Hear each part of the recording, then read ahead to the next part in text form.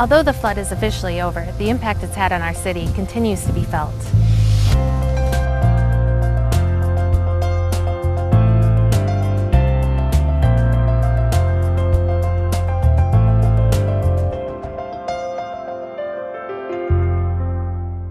Hi everyone, my name is Sarah Wright, and on this episode of First City Focus, we'll see just how much damage this flood has really had on city properties and how extensive the recovery process will be. I'm here with Pat Kitchens at Animal Control, and Animal Control has now been closed for about 3 months. Tell us the extent of the damages and what you guys plan to do to get this back into shape. Well, Sarah, the damage was extensive. At various points of time and for probably a month, there was somewhere between 18 and 20 inches of water in the building. And that happened over the course of the summer with the heat, the humidity, the water. The damage was just really extensive.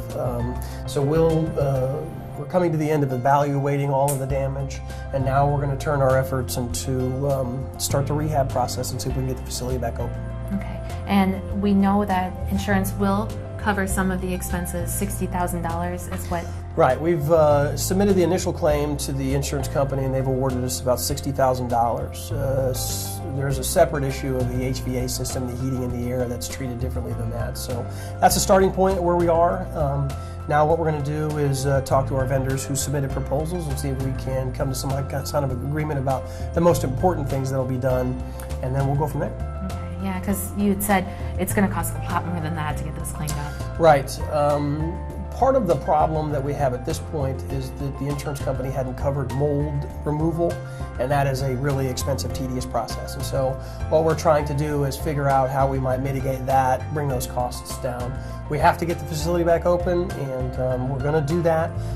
What we're going to try and do is just do it in the best cost-saving manner we can. Okay. And in the meantime, the old Walmart is being used. Right. Where is that location? At the old Walmart building, which is 3450 South 4th Street by the Leavenworth Plaza. I think most folks who live here know where that is. They're still operating. They're still at a basic level, but we're continuing to provide the animal control services. It's just simply a matter of space. If we had more space, we could obviously function at a higher level. But that's where we are with it. And so we are starting to get to a point where we really need to get the building back open, get back down here, and get full services back to our community. Okay, great. Thanks, Pat. I'm here at the wastewater treatment facility with Chad Law. Now, Chad, tell us, you were able to keep operations up and running during the flood, but there was still extensive damage.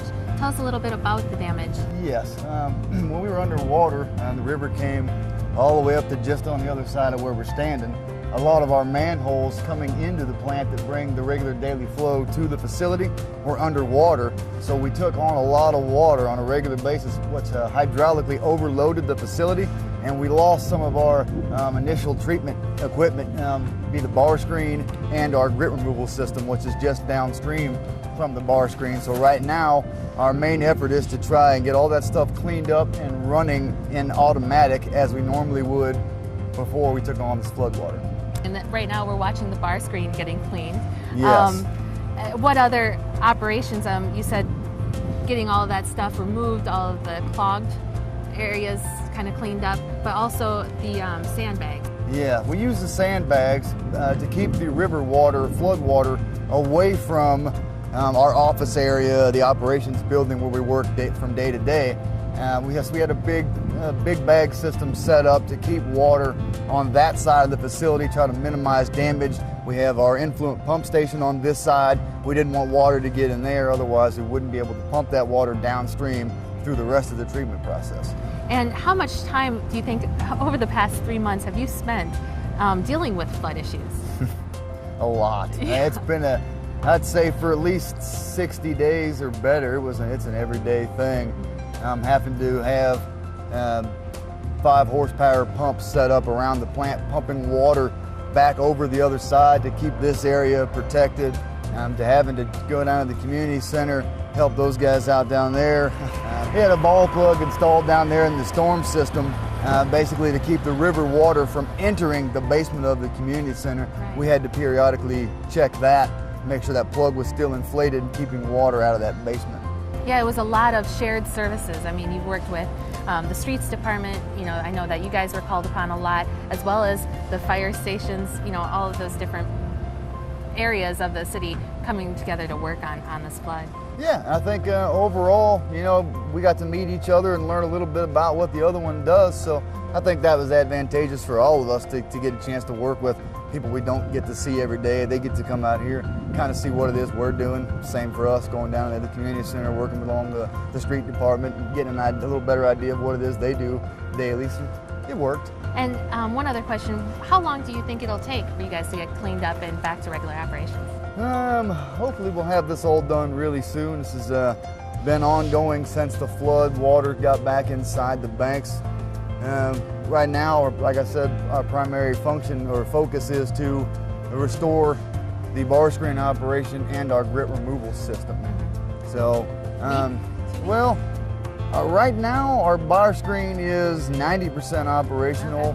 Our grit removal system 50% operational. So we're getting there. There's been a lot of debris, a lot of manual cleanup. It hasn't been the easiest thing in the world to do, but we've learned a lot from it. So yeah, I guess if you take something from it and say it happens again, we'll be better prepared next time. I really hope I don't have to use the tools, but I have them if I need them. Good. Well, thank you so much. You're welcome. All right. I'm here with Park Superintendent Steve Grant. Steve, you know, we're standing in Landing Park, and this is obviously a priority for you guys, but there are 2 other parks as well. Tell us a little bit about those. That's correct. The 3 Mile Creek Trail, as well as our campground, we're vastly impacted by the flood, obviously.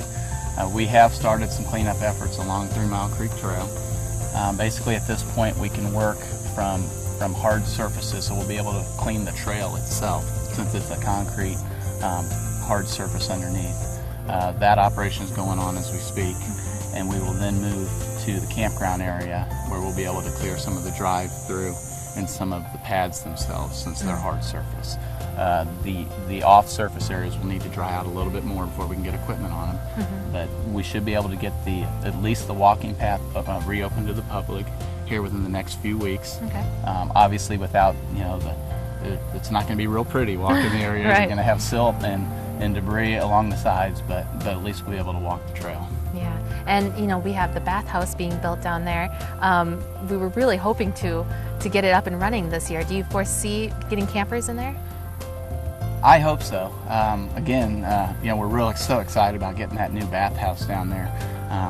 Again, it'll be like walking the trail down here. If we get the campground reopened, it may not be your normal, you know, nice grassy setting, because we're already getting into the seeding, late into the seeding period for this fall. So it may be springtime before we get some good grass grown back in there. However, in the past, once we've cleaned up down there, we've reopened with it in that state, and people have come down and camp. And you still have the river as the backdrop, and it's still a nice scenic area.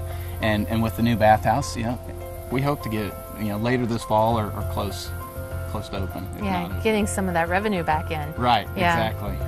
The more the better, especially with all the flood expenses. Right, and it's just such a valuable asset for people outside of Leavenworth, and then also here in town. A lot of people like to come down there and camp, you know, just to get out of the house for the weekend. Yeah. And it's just a different venue and helps you get away a little bit, and it would provide that even with the, you know, the flooded state, just to get it reopened to that capacity. Great. Well, thank you, Steve. You bet.